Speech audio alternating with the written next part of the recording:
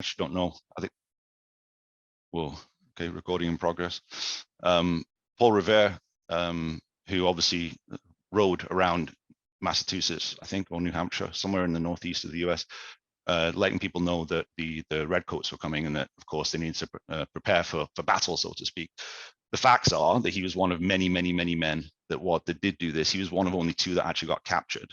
And then he had a good buddy who could write a fancy poem, and all of a sudden he becomes this war hero, right? The reality is Sybil Ludington, who I'd never heard of up until a few weeks ago, who was half his age, rode twice as far, and had many times the impact. But of course, being a female and being a young girl in that context, was never really going to get the chance to be the leader moving forward. So each of these statements on this page is true. There's hyperbole involved. There is obviously conjecture, but the vast majority of the words are considered to be facts, right? So what does that mean? Do we care? Do we care that Churchill was both the builder of a concentration camp and a great leader? Well, I think we should care. It doesn't mean we deny it. But I think that gives us the opportunity to lean into the idea of spin and to understand that facts are relative. The vast majority of facts are indelibly relative. My favorite example of spin is the television program The Thick of It, which is a UK-based, essentially a satire of politics. It's hilarious. It's nonstop. Spin and the discussion of how sometimes art imitates life. Lots of phrases from them are now being used in regular newspaper stories, which is always entertaining. Alex de Campbell is probably the main proponent of spin within the UK. He's famous for saying, what we don't do is sit around wallowing in navel gazing. What you do is come out fighting and make your case. In other words, you know things are going to happen. So getting ahead of that and preparing yourself and being straight up front with the opportunity to combat that on day one is always a better option than elsewhere.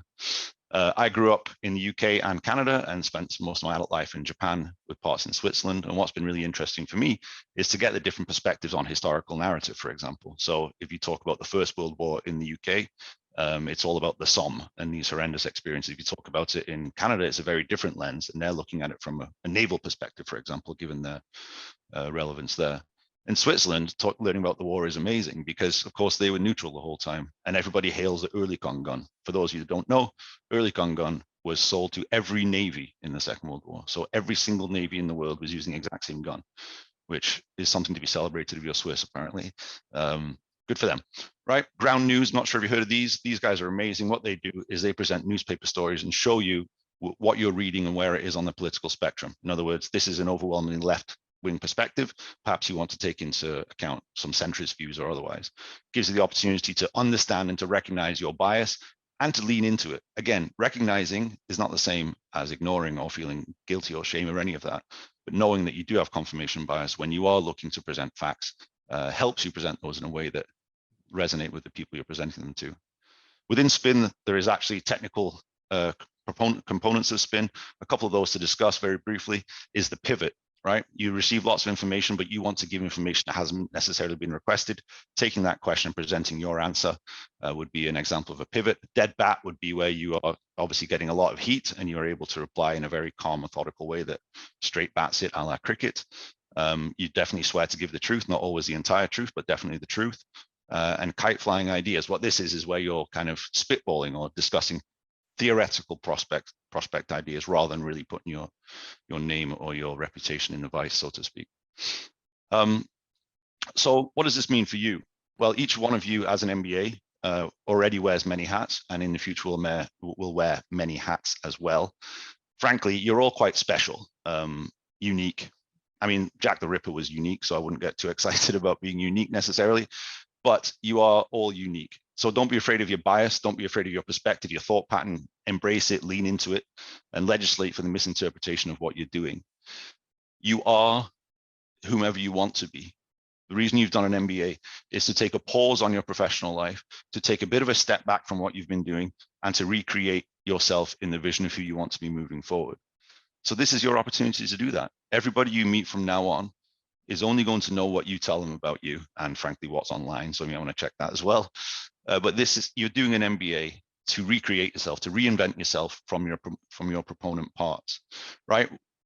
Obviously, given the fact you're at Manchester and you've chosen to come to such a prestigious school, means you understand the resonance of theory versus practice, and how practice is much more important in the real world. You've chosen to do that at Manchester, so therefore you have the opportunity to present and to stand on the backs of the many, many thousand alum that have come before. Most importantly, when you are looking at reinterpreting yourself and taking on the real world, you need to keep in mind the audience you're talking to, and recruiters, hirers, and all these types of people. What is it they're really looking for, right? If they're just hiring somebody who has A, B, and C, is that really what excites them? Get in there and find out what excites them. So I wanted to present you with a list of options where we can write my story, my life story, okay? Very briefly, because obviously I've already gone over time because that's standard. So I think it's important to face up to the fact that nothing on the coming slide is false. All of it is theoretically true, right? So this is me. And I like to break up my life into two things: the mind palace, where everything is great and everything exists according to me, and the anxiety dream, where everything is out of my control and I can't manipulate my narrative in any way, right?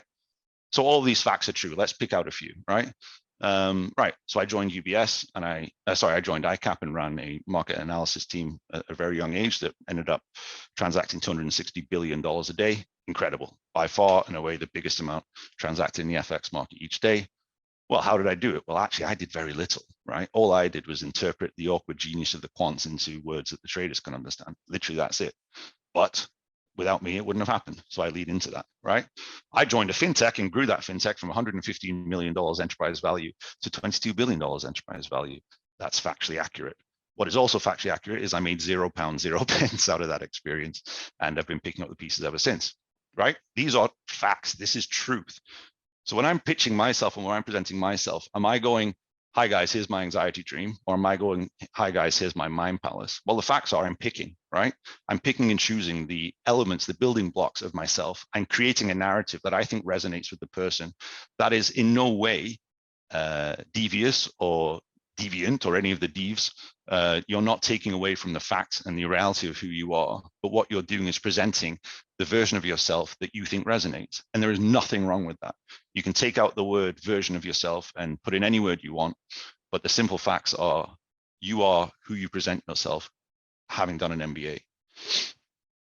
So I wanted to give you a couple of examples of spin in real life and in my personal life. So looking on the right-hand side here, I am a founder, and I'm a tech founder entrepreneur, and I'm currently in the process of deciding which of a number of term sheets I'm going to choose to be the lead investor in my new company. So as a hurdle to getting that final term sheet, there was one specific thing they wanted. We need to meet your chief risk officer that you're going to bring in. We need to understand exactly why it's her, what's so great about her. I had sold her as the best human that had ever lived. Problem is, by the time I came out to ask her, she's like, actually, you know what? It turns out I can't join because of all these reasons. So I'm in this situation where I have a term sheet pending, a CRO approval who no longer exists. So once again, I had this thought, what are they actually looking for? What do they actually want from me? Is it a conversation with the CRO? Well, no, right? Realistically, what they want is an understanding that I've thought through the reasons why I want a great CRO, what that CRO needs to do, and how that CRO needs to ask. So I pitched back to the firm and said, by the way, great news. The CROs agreed to join on an advisory basis immediately, like pre-cash raise, and help us train up a risk team over the coming weeks and months. That's all true, right? What's also true is she turned around and said, you know what, I'm not having this, right? That's also true, but that doesn't help anybody in this situation. What helps everybody is, what are we trying to do here? Have you thought about risk? Yes, I've thought about it this way, therefore you're allowed to invest. And of course, that theoretically has gone very well. Alternatively, I got interviewed recently to offer the perspective of the fintech banker, which is always, anytime someone wants your perspective as a banker, you should run and jump into the sea. But I agreed because it was a friend of a friend. And the first question was, so tell us about your deal sheet. Well, I'm not a fintech banker. I don't work at Goldman. I don't help places like Revolut get huge investments. I invest by myself, and I own, I'm part investor in a number of fintechs, and I have my own little company.